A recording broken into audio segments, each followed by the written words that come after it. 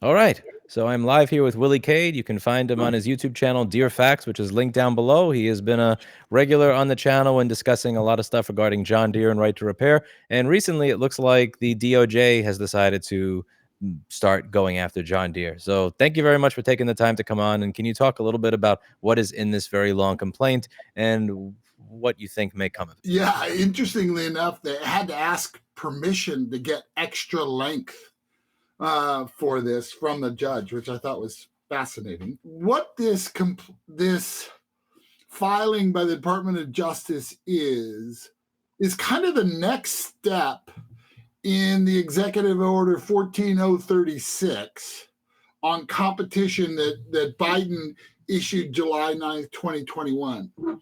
And specifically in that executive order, he called out in Section 4, he called out right to repair for agricultural equipment. So yeah, and I noticed that in 2 years there hasn't been as much action on that as most of us would have liked. So yeah, there hasn't. You're right. There hasn't been as much. And what I've tried to do is I've tried to get kind of the feeling of what does this particular filing by the Department of Justice, what does it mean? There's a couple of things that it means. One, for sure, it means is that they've weighed in on and said, this is how we believe that the particular issue of John Deere and antitrust should be interpreted. If you will, they're putting their fingers on the scale of justice there. And they're saying, we think that the plaintiffs, farmers, have a real case here.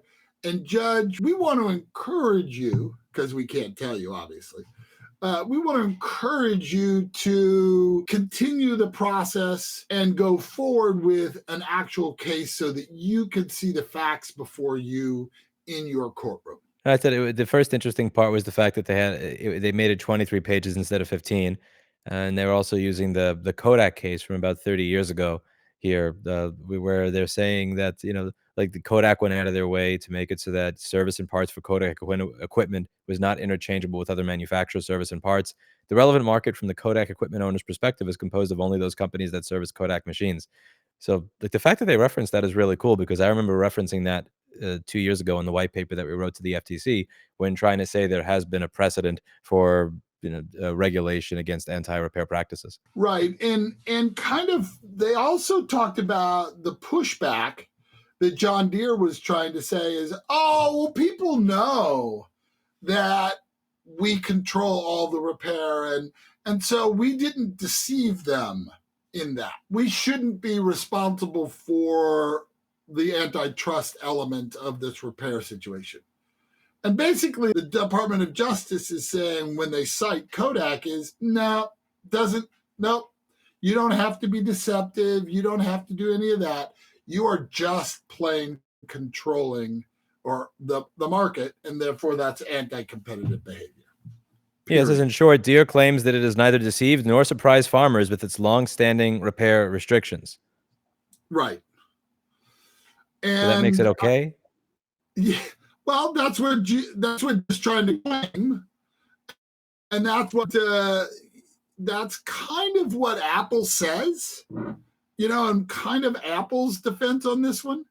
By the way, my high-tech friends in the associations are going, dude, Deere, you're blowing it for the rest of us, which is going to be an interesting process coming along, because if Deere falls on this one, Apple and many of the others who are trying to do this same kind of process aren't going to be far behind.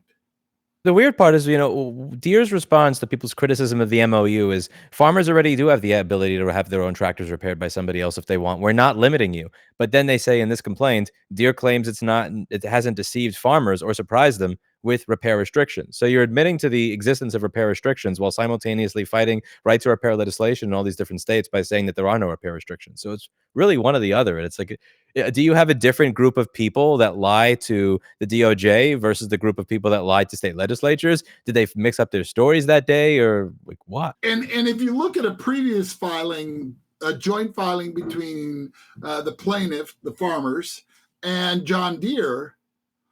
John Deere really kind of says exactly what you just said is, oh, no. We don't think we're acting illegal with our restrictions. But yet the MOU says we're going to give you, or you do now have access with the MOU to all this software. Oh, well, it's not quite ready yet. Maybe in 2023, maybe 2024, we'll fully implement the embedded files portion of the MOU. So it's once the news forgets about it, once the repair advocates forget about it, once you're no longer in the paper, once you're not in the front page of Reddit, once nobody cares, then we'll release it, at which point we'll conveniently forget to do it. And, well, do you think that this will have any teeth? Do you think the DOJ is actually going to pursue this to some extent? Or do you think it'll be something like Biden asking the FTC to create rules and then spanking Harley Davidson on the wrist for smacking them on the wrist for a warranty violation and then going back to business as usual? Well, first of all, I'm making it my mission that there's teeth to this, number one. Number two is that really is an interesting question on to what extent the DOJ is going to weigh in. Is this going to be just a one-time filing by the DOJ and they're going to kind of keep their hands off on it?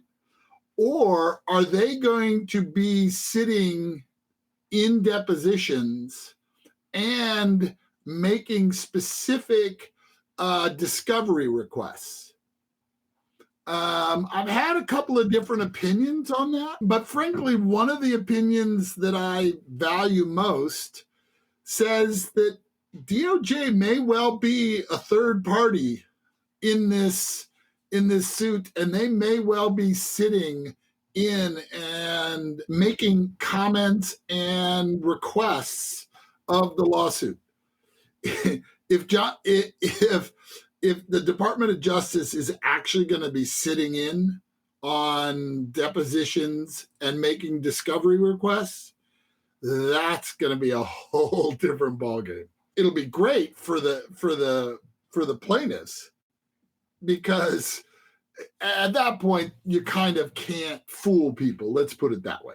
Okay. I'm very excited to kind of watch how it goes. There were a few errors that DOJ threw in there, like they assumed that an engine control unit was the only kind of electronic control unit. And I wanted to make sure that the person who signed the document for DOJ knew that error. And also too is John Deere is actually misleading people about the repair stuff, and we'll get we will get that ironed out at some point here, notwithstanding the reticence by the EPA to actually follow the Clean Air Act. One thing I'm hoping is, even if this DOJ case doesn't actually go anywhere, just it existing makes it easier to get things passed in state legislatures. Like, once the FTC came out with a 59-page document going over how all the opposition lobbyist talking points were nonsense, it made it a lot easier to walk into any legislative body besides the governor of New York State and say, look, what we're saying is actually true. They're making it up. The FTC agrees with us, which is going to be very useful, because I believe, and correct me if I'm wrong, part of that MOU between John Deere and the Farm Association or Farm Bureau is that they stop lobbying in favor of right to repair legislation around the country, which means other people are going to have to pick up the slack there. And I'm already paying for lobbyists in 2 states for this, and probably more upcoming, because the Farm Bureau is likely not going to be supporting it anymore. So it will be very helpful for us if we have limited lobbying resources to be able to say, by the way, everything that these farmers are telling you and your constituents are telling you, the DOJ agrees with us here. So you have agreement at the federal level, at the state level, and you also have agreement among your own constituents. So I'm hoping that makes it a little bit easier to move something past the finish line, even if the DOJ themselves doesn't actually move something past the finish line. Yeah, I'm a little worried that legislators might go, oh, well, U.S. Department of Justice is on the case here. Time out. This case is going to take years, if not a decade, to get done. And we know that lots of farmers are currently being hurt.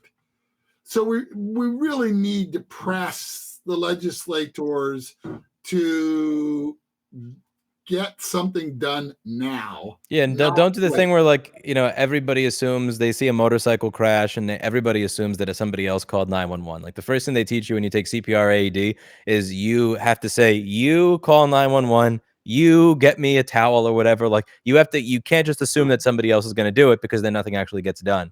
And it's going to be on our job to say, okay, they have said that all these people are full of shit, but consumer protection tends to happen at the state level, not the federal level. So you should now do something about it and listen to your constituents. Exactly right. So that's going to be really my work for the next 6 months, is to make sure that any one of the 11 agricultural right to repair bills gets passed, any or all. I'm happy to have all. So, to that end, I've been going around about every other week, traveling somewhere to make that happen. Well, and what you see in my background is my trip from Montana. Beautiful place, by the way. Really? And the people in Montana get it. There's lots of people there who get it, and don't be afraid of the dealers and them pushing back against you. Yes, they'll give you pushback, but not too hard. And they can't push too hard now. I mean, that's one of the things. By the way, the other thing that's really interesting to me on this one is how much Deere left the dealers out to dry on this. How so? Giving all of the tools, if they actually do give the tools, it's going to eat into significant amounts of Deere dealer revenues on the repair side. They'll lose a bunch of staff, because staff who's well-trained now can go out on their own and start their own businesses of repair. So if I was the dealers, I would be very worried about this actually being implemented. And so there's going to be lots of pressures on it. And also, too, is it changes the dynamics between the dealers and Deere, and therefore changes the economics between them. I don't believe Deere has gone back to the dealers and said, well, we're giving up on this software, so we're not going to make you pay, as many dollars to do this, that, or the other thing that Deere does to dealers. So I'm really interested in, and would love to hear from some dealers about what their thoughts on this are. Some of it we've heard, and yes, I know dealers are lockstep behind John Deere, but pretty soon they're going to realize that's not a good place to be. Yeah, well, hopefully sooner rather than later. Thank you very much for taking the time to come on and explain all of this to me, and I hope to see some action into the future, and maybe I'm probably going to be traveling to at least Minnesota or Missouri sometime over the next 6 months, so maybe our paths will cross in a state legislative hearing at some point. All right, buddy. Take care. All right. Pleasure having you. Also, before I leave, for everybody who thinks I'm crazy, that's a cat. Willie Cade was covering the cat. So like when Willie's here, you can't see the cat. I'm not like petting myself. This is a cat. This is Blackberry. See? It's Blackberry the cat. She's good luck. She's going to make sure that all these bills pass. All right. See you in the next one. Bye. Take care.